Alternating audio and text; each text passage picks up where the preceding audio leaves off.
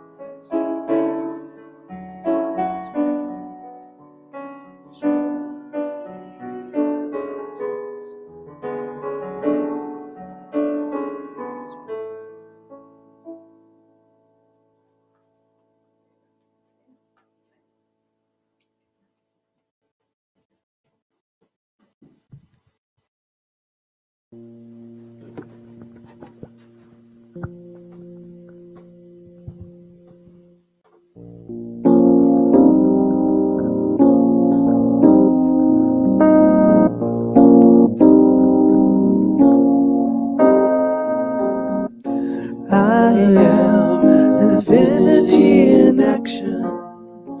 I am prosperity and wealth.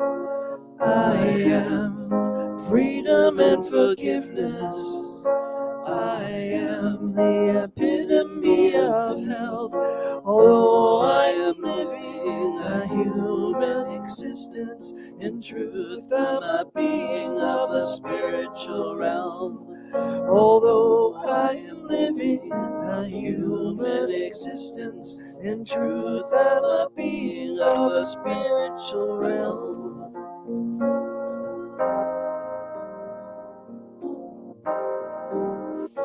I am a spiral of expansion. I am greater than enough. I am compassionate and trusting. I am strong when it seems tough. Although I am living a human existence, in truth I'm a being of a spiritual realm. Although I am living a human existence, in truth I'm a being of a spiritual realm.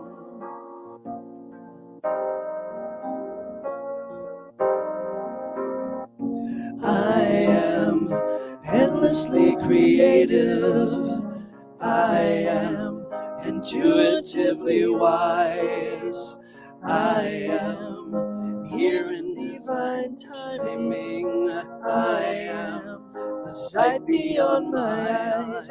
Although I am living a human existence, in truth I'm a being of a spiritual realm. Although I am living a human existence, in truth I'm a being of a spiritual realm. I am all that I desire. I am the mirror of God's light. I am faithfully embracing. I am the gift of my birthright. Although I am living a human existence, in truth I'm a being of a spiritual realm. Although I am living a human existence, in truth I'm a being of a spiritual realm. In truth I'm a being of a spiritual realm. In truth I'm a being of a spiritual realm.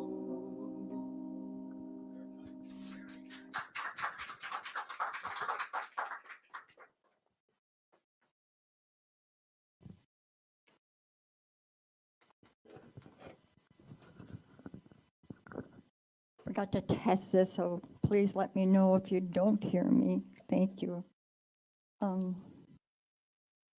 Good morning. My name is Bonnie Fladlin, and I've been a grateful member of Unity of the River for 8 years, and the rest of them at Unity of the Seacoast since 1955. I love Unity. But anyway, thank you, Barbara. Thank you, Jasper. Beautiful song. Yeah, I am. Nothing more present than that message. So first of all, I'd like to welcome all the newcomers, the live streamers who are watching, and especially those of you who are new. And if you ever have a chance, drop by, come in and visit us on Sundays at 10 o'clock to Suite 246 at the McConnell Center in Dover. We'd love to see you. And please silence your cell phones. Thank you. And we always read the daily word. We begin with the daily word, and this is the daily word for today. Prosperity. Practicing gratitude deepens my experience of prosperity. My life is full of blessings. My life may be full of blessings. My family and friends, my home, my memories and experiences. But it can be easy to take it for granted if I focus more on what I'm missing rather than what I have. Being thankful, expressing my gratitude for my good, opens my heart, but it also opens my eyes to the many ways I am prosperous. I count my blessings, pausing to give thanks for each one. The more often I do this, the more feelings of gratitude will fill my heart, crowding out constricting feelings of scarcity, fear, or envy. From the serenity I feel in my heart to the peace that calms my mind, I am prosperous.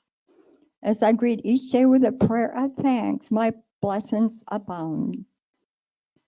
And the verse today from Psalm, the chapter 36, verse 8 is, "They feast on the abundance of your house, and you give them drink from the river of your delights." And again, the affirmation is prosperity. Practicing gratitude deepens my experience of prosperity. We also have a mission statement that we share together, and if you have it, whether you're home, you're welcome to join us, please. Our mission statement is, we're a loving, nurturing community dedicated to being a positive path to spiritual living, to awaken oneness with God within us all. And we have a lot of announcements here. Charles has meditation the first Monday of the month at 7 p.m.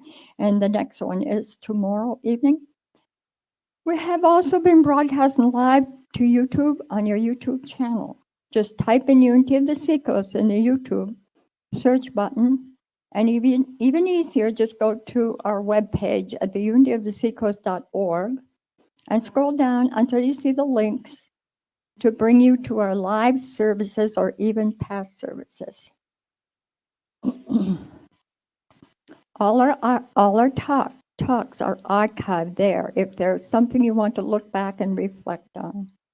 Also, we have a donate button if you're called to tithe or share. It's a blue button. It's called Tidely. Just click on it and there you go. I don't know. I don't always go every time I do it, but but pretty easy to do. Or if you prefer to mail your donation, our mailing address is Unity of the Seacoast, McConnell Center, Suite 246, 61 Locust Street, Dover, New Hampshire, 03820. And also, don't forget to check out our meeting group for all our events. You can also access this on your webpage as well. Join us for our poetry group. Shane Moore and Poets in Unity is called. And we want to thank Shane Moore for hosting this. It's the third Saturday of each month, and our next one is October 21st. And now we also have a game night, the third Friday of each month at 6:30. Game night is a time to get together. All are welcome to attend. You do not have to be a member of Unity. And our next one is October 20th. Come and have a fun night of playing cards or board games. We have some board games, and you are welcome to bring one to share with us. This was the past Friday. Again, it's really fun. We also have now a Course of Miracles class every Thursday at 10 a.m., and everyone is welcome. The classes will be held each week at this time. There's like no ending, is there, Cynthia? It's whenever you go, whenever you get out of there. We will have some text to loan and look forward to meeting all who wish to participate. If you have any interest, please join us. And for more information, you can call 207-216-3438. Next week, Tom's topic is, do we get tested? Oh, boy. And can't wait for that message either. Every message, I look forward to your message, Tom. And also, we also greet each other with the Sanskrit word of namaste. It means the Christ in me sees the Christ in you, or the best in me sees the best in you, or the divine in me sees the divine in you. So, and we put our hands together and we greet each other. Namaste. Namaste. Namaste.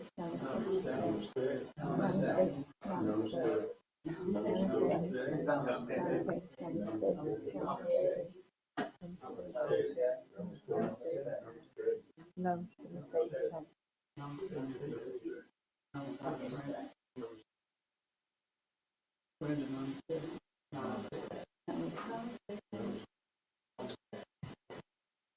Okay, now Barbara will honor us with another song. And Jasperella.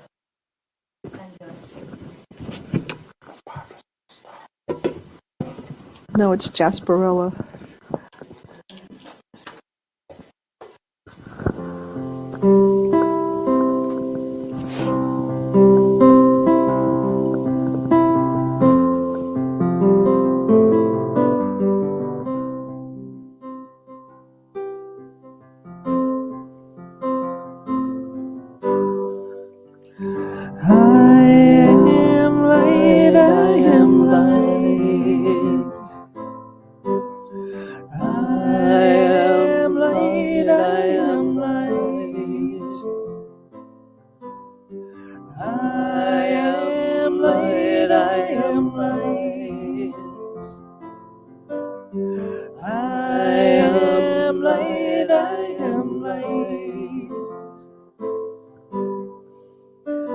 I am not the things my family did.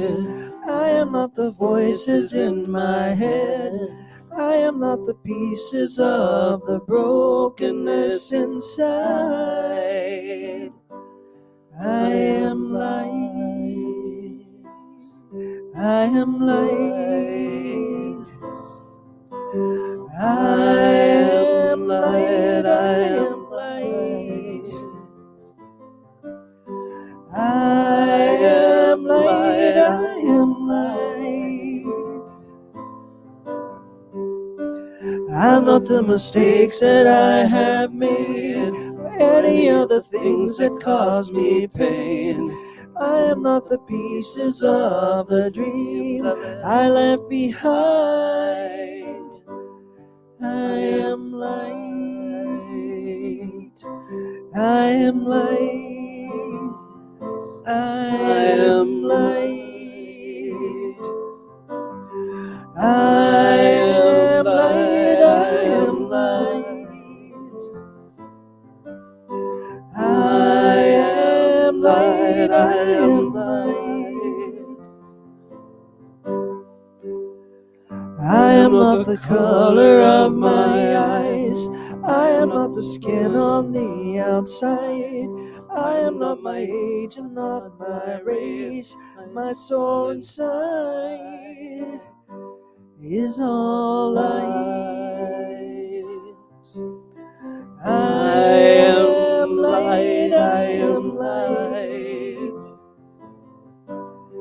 I am light. I am light. I am divinity defined. I am the God on the inside. I am a star, a piece of it all, and I am light.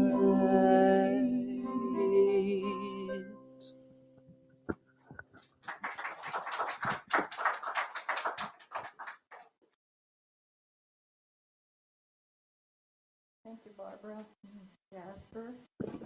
Beautiful, beautiful song. I am light. Oh, this is my favorite time to introduce our speaker, Tom. I've known Tom for many years. And the first thing that always comes to my mind, especially recently, is 9 lives like a cat. God bless him. God bless him. There's not a whole lot of words I could say that hasn't already been said. And I want to say this in case someone hasn't heard this, whether he's on crutches, limping, in a wheelchair, he was here. Now he's riding his bike. And I know he gives it thanks to the co-founder of Unity Church Worldwide, Margaret Fillmore. Myrtle Fillmore. I was thinking my mother. She couldn't know the mother named Margaret. Yeah. And, you know, I just want to welcome, without further ado, let's just welcome Tom Scheinler.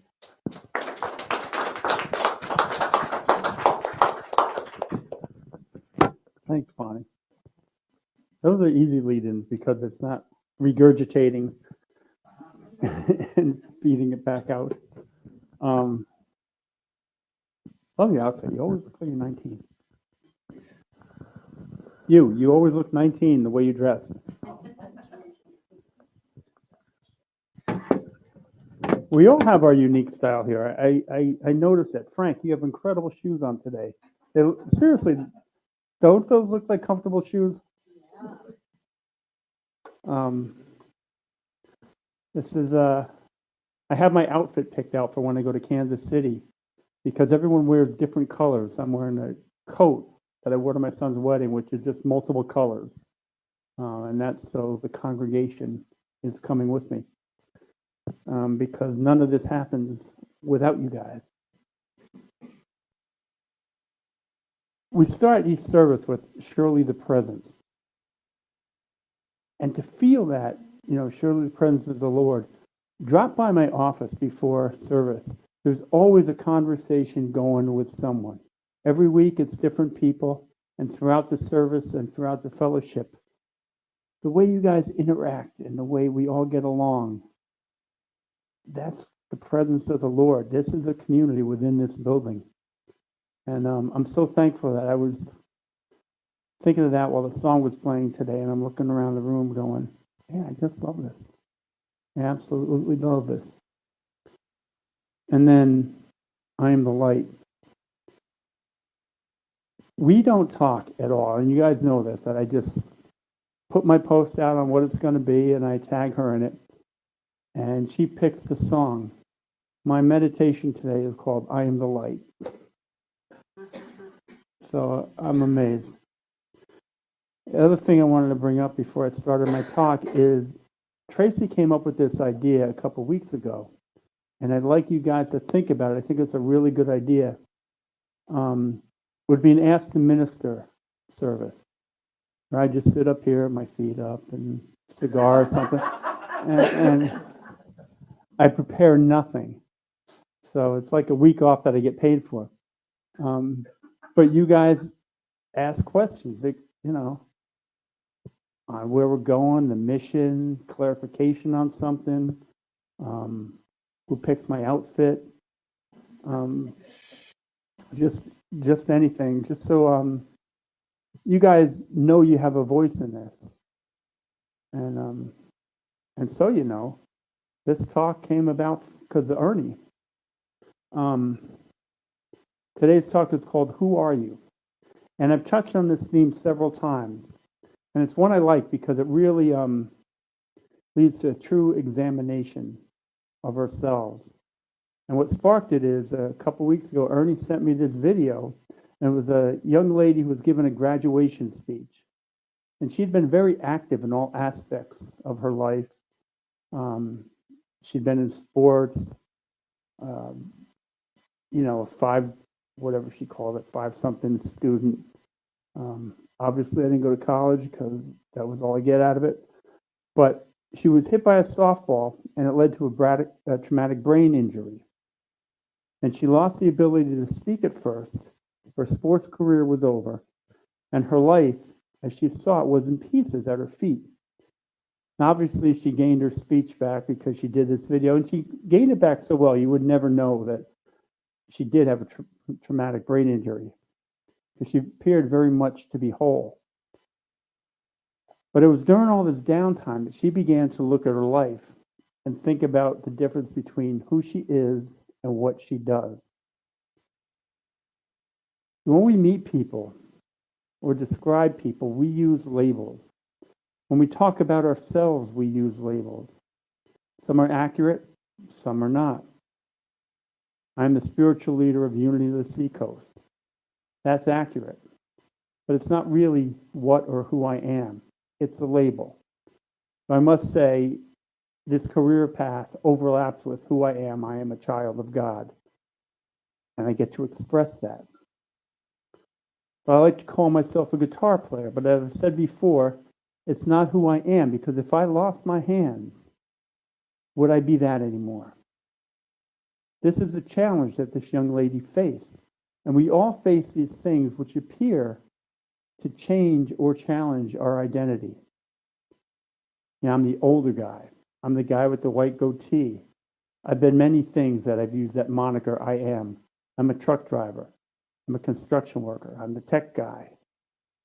We've all been these I am things in a fashion, but they say nothing about who we are as a person. And it's how we present ourselves to the world and how that we present others to the world that we acquire these labels. I remember taking an online class with another guy named Tom. And he spoke one time and the teacher said, I'm going to call you the cool Tom. I thought, what about me? And well, you're Tom. And that label sticks because it's funny. And it's an example of how we use them. And I remember thinking, I could be the kind Tom or the humble Tom, but in her eyes, I'm just Tom. And there are degrees of this always, and at every level. I'm a plumber is a label. I'm a lawyer is a label. I'm an accountant is a label. Those are the only three occupations I know. I am a child of God is a label that doesn't change no matter what. Even if we want it to change, we are always children of that which created us. In a similar fashion, I'm a child of John Harold Schindler and Janet Schindler. That will not change. I'm always the father of Bo and Sun Mi. Even if they wanted that to change, it won't change. Sun Mi looks nothing like me, but spend a few minutes around us and you know that she is my daughter. You know, I say things like, I call her sweetie and she calls me dad. And those are labels which help identify in part of our relationship. Those few words are how we present to each other. They're terms of endearment, and the world can pick up on that. Now, if I would yell out to her and say, daughter, come here, or she would yell out, father, you would sense there's tension in that relationship. There's a coolness that people would assume. When I was a kid, if my mother yelled out the window, Thomas Eric Schindler, my label for that day was the kid who got in trouble. Same thing with my friend Danny. When his mother yelled, Daniel, you know he was up against it. And then there's how we present ourselves that give the world labels of who they think that we are. And sometimes these overlap with the appearance of being a child of God, but sometimes they don't. We have moments when that sheen is worn off. We've earned the label that others have seen us. Perhaps we'll never know to what extent they see us at that. Cut someone off in line, and you're going to remember it as the jerk who cut them off in line. Remember that guy from the barbecue last year, that lazy guy? And the person you're talking to automatically knows who you're talking about. There are so many words that people use to describe behaviors, good behaviors and bad behaviors. And we get known for that. And sadly, we all have these labels. Because, folks, not everybody likes us. We've all been given the finger to at some point or another in our lives. Maybe it was for driving, we pulled out, or we didn't fit in with someone's plan for their driving route. Or we made a choice to enter traffic. Or we're in a new neighborhood, so we're driving slow. All the same things that we ourselves do and they do somehow has brought us a negative reaction. And that person's going to go home later and go, jerk, cut me off today. It wasn't our intention to upset anyone. We're just going from point A to point B, but we leave impressions. Some are earned because we repeat them often enough, and sometimes a lot. If you're someone who argues back a lot, then bingo, you've earned that label. If you're someone who's not truthful, you've earned that label. If you're always self-defensive, you've earned the label.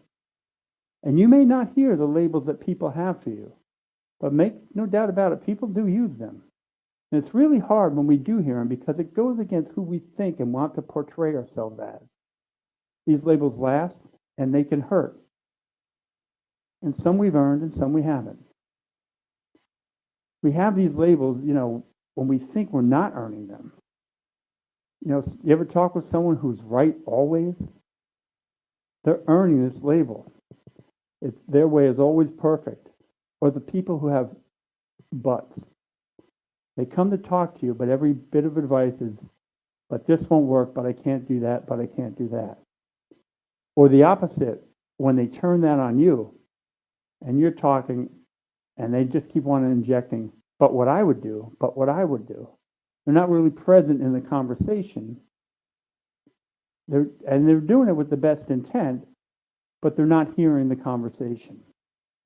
They become the busybody. And the more familiar we are with people, the more that we do these things. And maybe it's good, maybe it's not.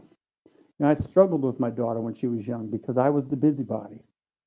When I backed off, she responded to the things that matter.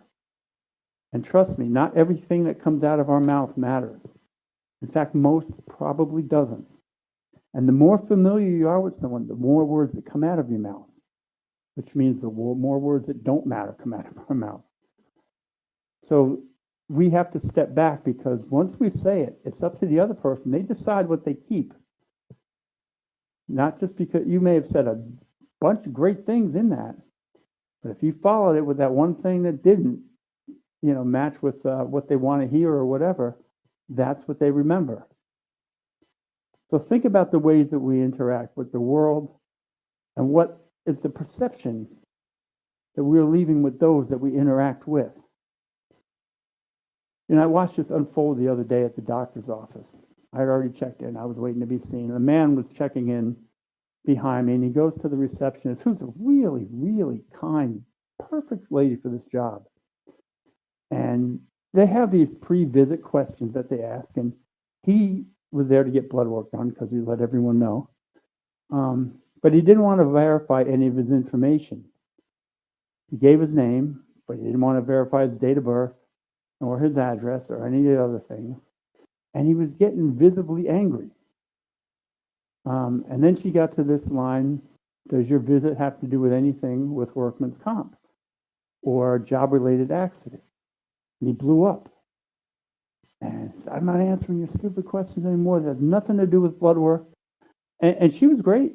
She apologized, explained that she has to go through each question on the screen to get to the next part. And she goes, again, it's my job. And then she asked this question to everybody. There's a balance on your account. Would you like to pay anything for her today? And he, again, lost it. I'm not going to explain why I have a bill. It's nothing to do with getting blood work. I'm working with a social worker, and hopefully it will get paid. And he was yelling this. And she responded again with an apology and said, I'm required to ask. All you're required to say is yes or no. I did not need to know all that you just told me. And he kind of knew that she had a point or whatever, but he walked away still complaining like, why? And a lady behind me, now this is a fair distance away, but she was right behind me and she goes, "Because you're an a-hole."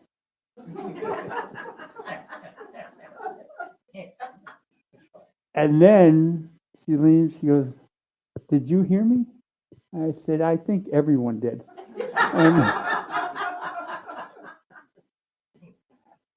And in a sense, I felt bad because she didn't want to blurt it as loud as she did.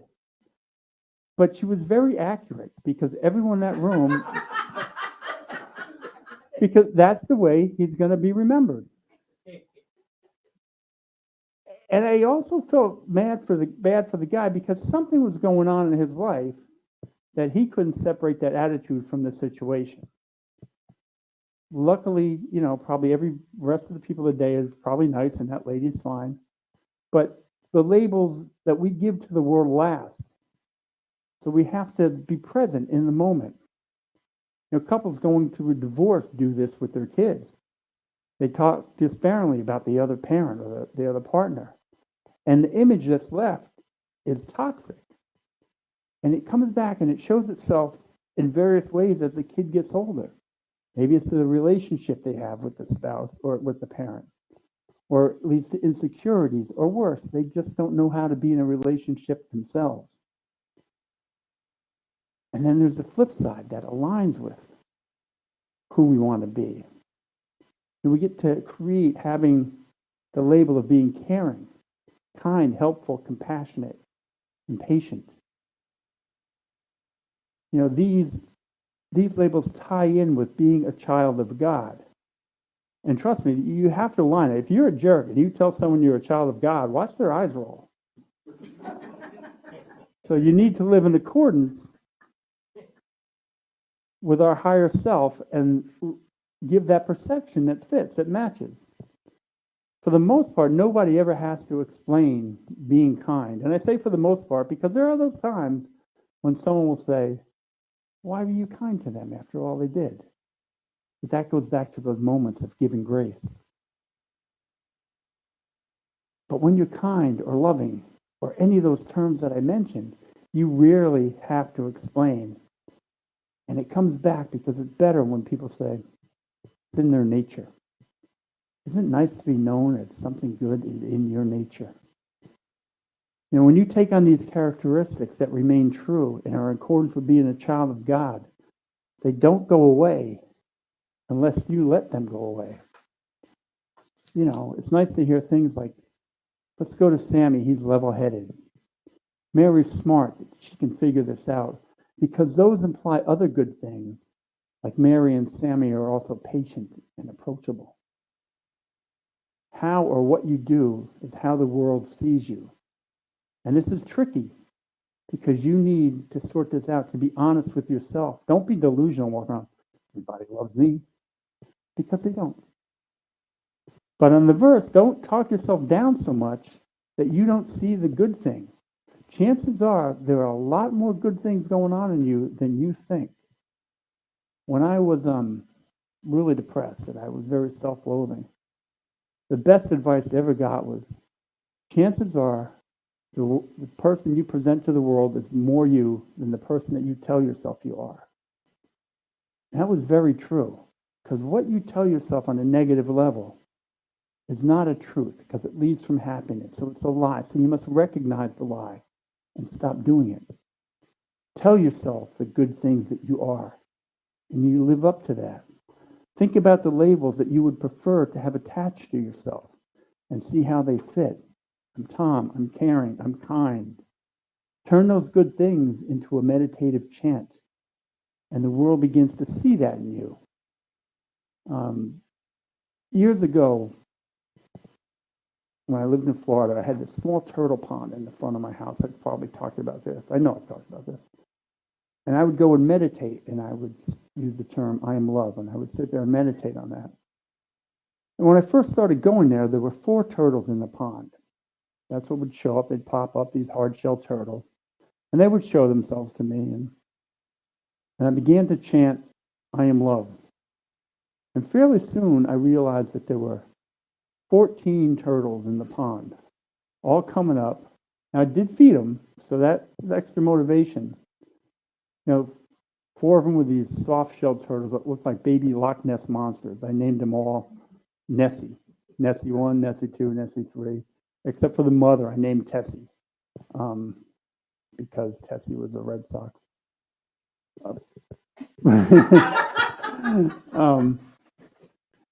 But the 14th turtle, it's one I called Tom the Yellow. All the hard-shell turtles I named Tom. This was Tom the Yellow.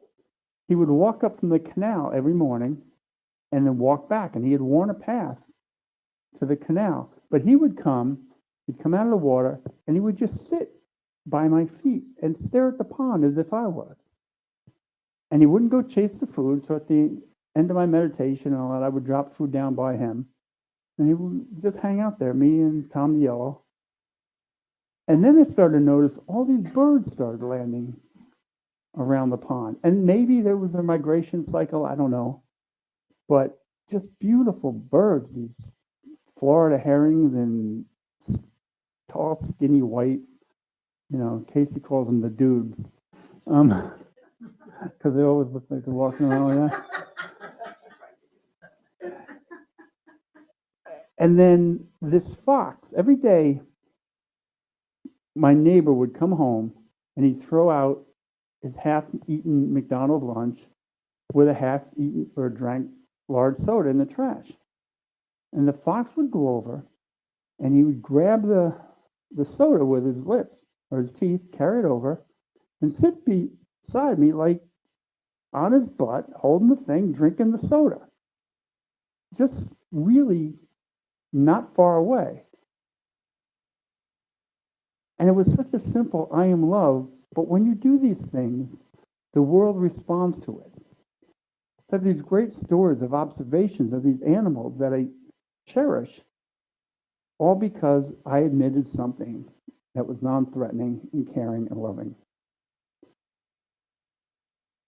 The world responds. So project love, kindness, compassion, and empathy. Present yourself as joyous and happy and tender. Present yourself as a good listener. Find the ones that work for you and watch as the world unfolds. I can tell you many times when I didn't feel strong, I would attach the strong label to myself, and it's pulled me through. And it's pulled me through because other people picked up on that and gave me their strength. I watched 3 teens last week. I told Casey when I got home from the gym. They were young, a boy and a girl and 2 boys, and they were working out, but they encouraged each other before and after each set they did. And I know they were probably doing their best that they had ever done because they had the encouragement. And whether they knew it or not, they were acting in, I am a child of God. They were using those principles because they were acting in accordance of their nature. Be enthusiastic. Be known as someone who enjoys life. All the labels we give ourselves are meant to be in accordance with our Christ-like nature. Now, how many times did Jesus face criticism? Yet he went on being the Christ. And he would respond with, I am what you say I am. Because he didn't care to try and change their opinion because he knew the way he lived his life, what was going to carry the day and carry people's opinion. And he got to write his own narrative in each moment, and we get to do that. We get to choose our labels in each moment. I opened again talking about the video that Ernie sent me of the young lady giving her graduation speech. And she decided the way to heal herself and her lost identity, she had to start noticing and describing people by their attitude, by the way they treat others, and what makes them uniquely beautiful. And imagine that. She was namasteing everyone she spoke about, and using that as their identity. She would describe her roommate not as the economics student, but as a kind, adventurous girl who loved her family. And the more she built up others in these characteristics, she found herself being built up and found her identity. You know, a couple of weeks ago, I said grace is when you fill your pot, when you fill another's pot and your pot fills. This is what happened. She was filling their pot and her pot filled. She discovered that regardless of what you do, you always have the opportunity to be the person that you want to be. Think about that. I lose my hands and I'm not a guitar player. I'm still loving and kind. I'm still helpful. I'm still a child of God. And even on those days when I don't live up to who I want to be, I don't feel loving and caring and helpful, I'm still a child of God. And I get to align with that in each new moment. You know, in John chapter 8, verse 12, Jesus says, I am the light of the world. The one who follows me shall not walk in darkness, but shall have the light of life. That seems so Jesus-like, but not us-like. Yet it's so easily attainable. We get to be the light. All we have to do is be a bright spot in someone's day or in your own life. Know that you can count on yourself to lift yourself up with compassion. And to others, just be that bright spot. Be kind and uplifting. You don't have to follow it with a but. You're a wonderful person, but if you did this, end with the compliment, and that's what they remember you as. You can be the light. So take time to work in your labels and live up to your true nature. I'm going to step away and then we'll do the meditation.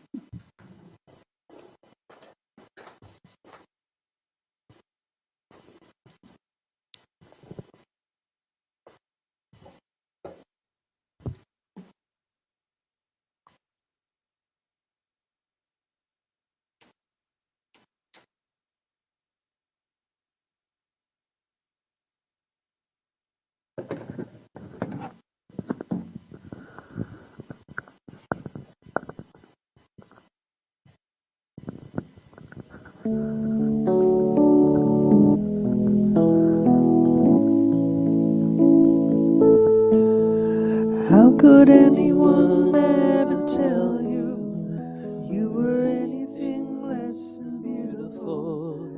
How could anyone ever tell you you were less than whole?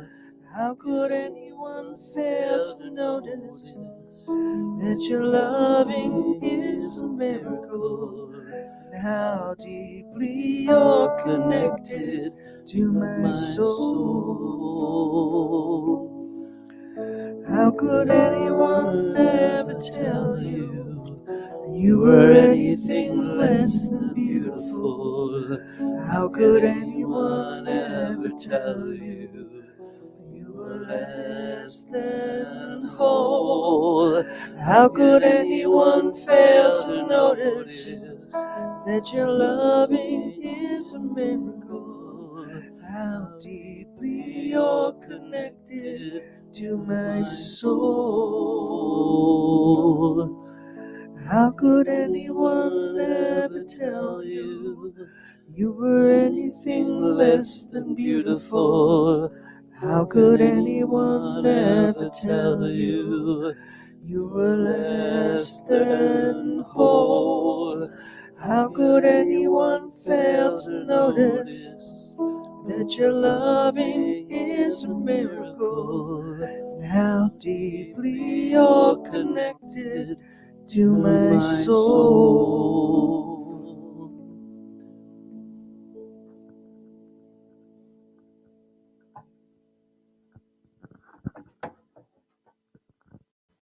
Again, that is wonderful.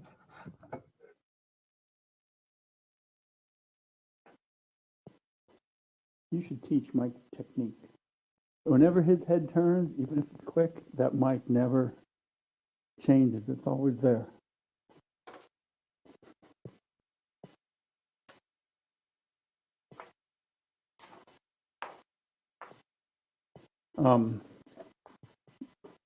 When I was talking, I heard your phone going.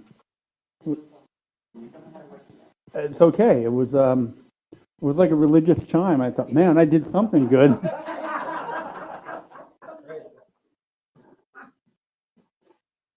I'm going to ask everyone to get comfortable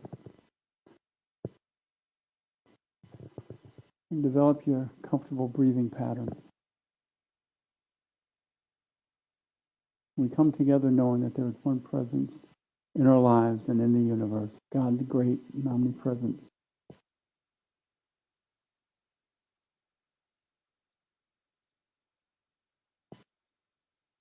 Jesus said, I am the light of the world. The one who follows me shall not walk in darkness, but shall have the light of life.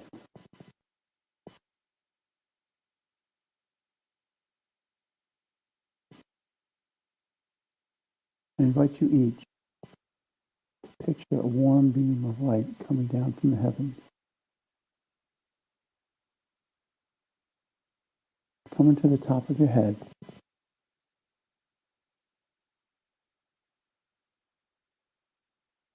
Know that this beam of light is always there.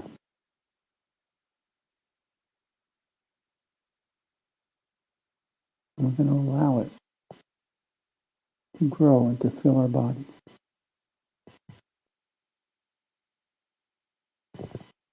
From our head,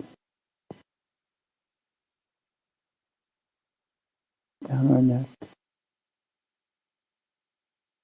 to the back of the shoulder. Follow it as it moves down your arms, your elbow, wrist, and finger.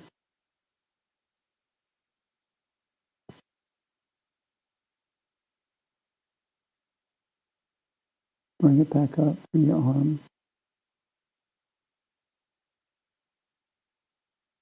back to your shoulders. As it travels down your spine, it radiates along your back.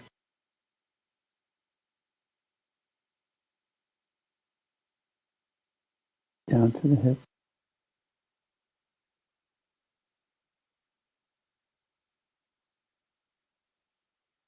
Down to the back of your knees, your calves, your ankles, and toes.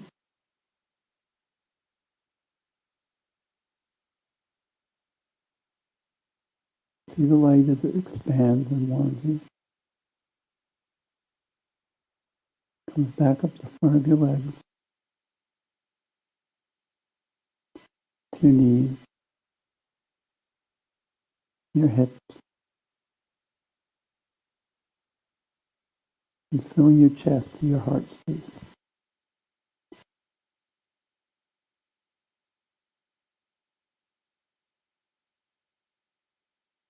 Moves up through your chest into your vocal cords, all the way back up to the top of your head. All that comes in you and all that emits from you, whether by our actions or our words, is bathed in light and love.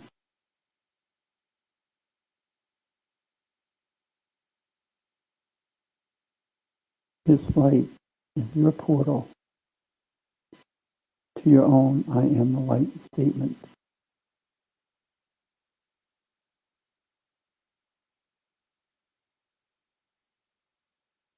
We take this time to allow those statements to settle into our being.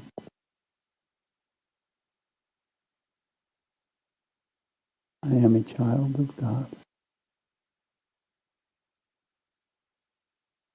I am kind. I am caring. I am compassionate. I am loving. I am empathetic.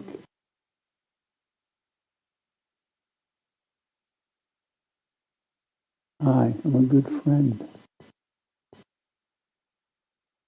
I'm a good parent. I'm a good spouse. I am a good partner.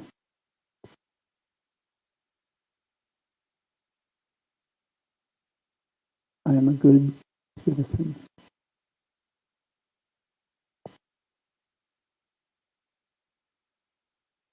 I am whole.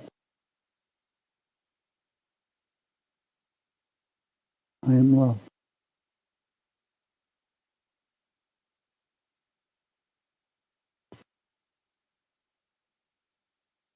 I am in line with my highest nature. Always. I am in line with my highest nature. Now.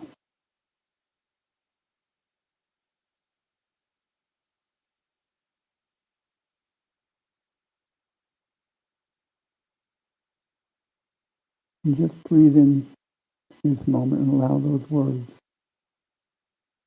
to settle into you in a way that they mean something to you.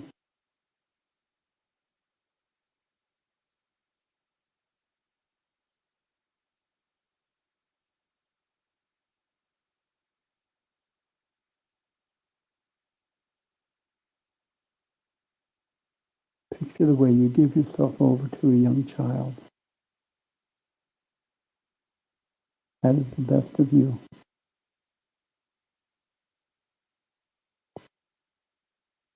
We give ourselves over to the world in the same way.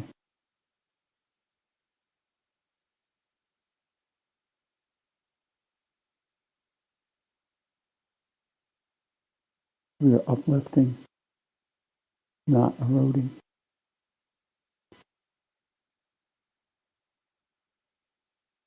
We are pleasant, not demeaning. Again, we are love.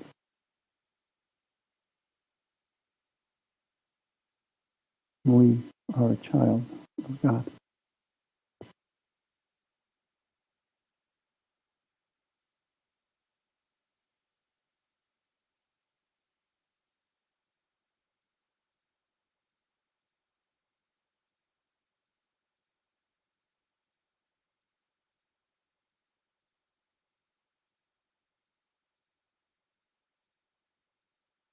I invite you to remember this light because it always radiates from us. And it comes from an inexhaustible supply. Or God's gift to us and our gift to the world. Our gift is our Christ-like nature. And so it is. I invite you to come back to me and roll it out a little bit.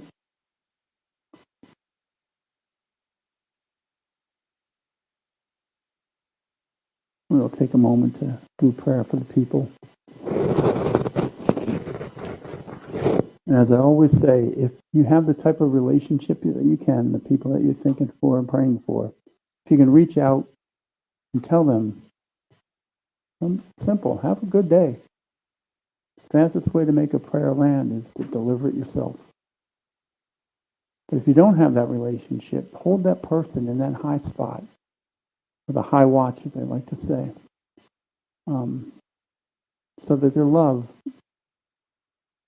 is being felt by them, whether they want it to or not. It's never wasted. Those at home, if you're thinking of someone and you feel comfortable writing their name or initial, not their name, but their initials in the comment box, then do so. And if that's not comfortable, a heart emoji, a prayer emoji,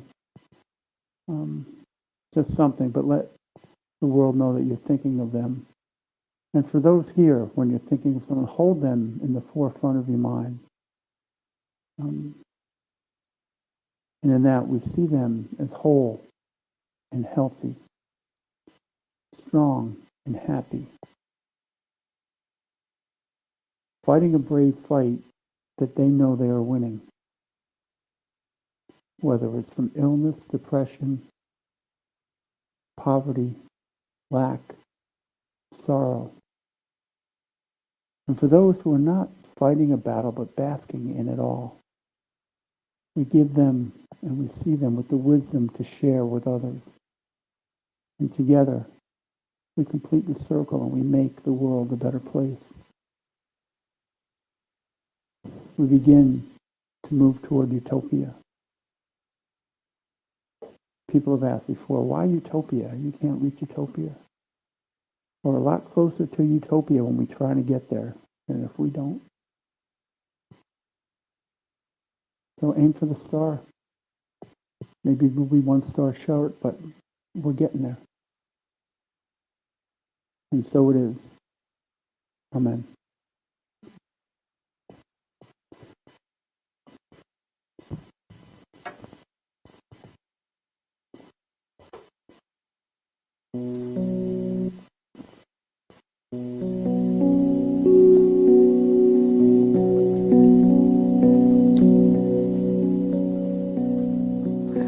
You are the face of God. I hold you in my heart. You are a part of me. You are the face of God. You are the face of love. I hold you in my heart. You are my family. You are the face of love.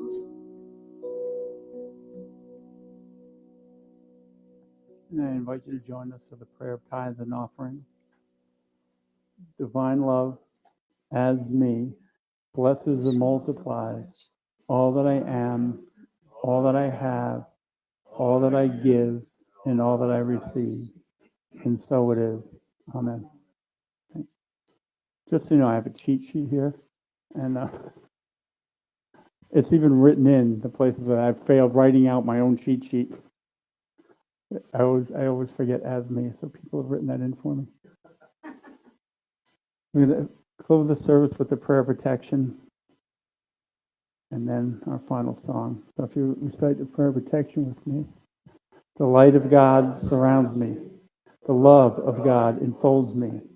The power of God protects me. The presence of God watches over me. Wherever we are, God is, and all is well. And we are richly blessed. Thank you guys so much.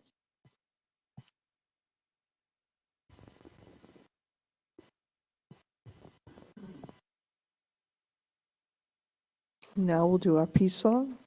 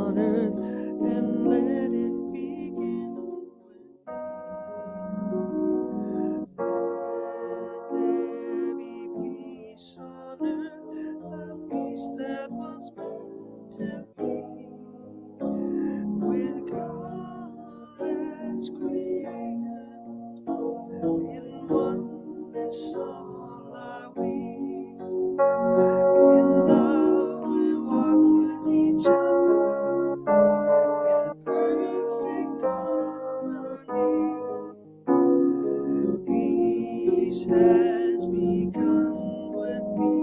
Let this be the moment now.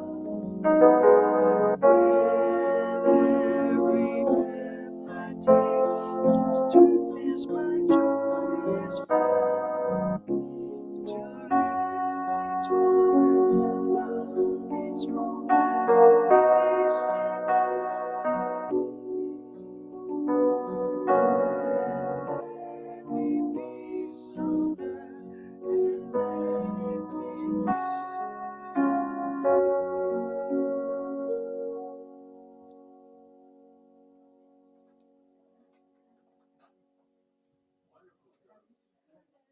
Thank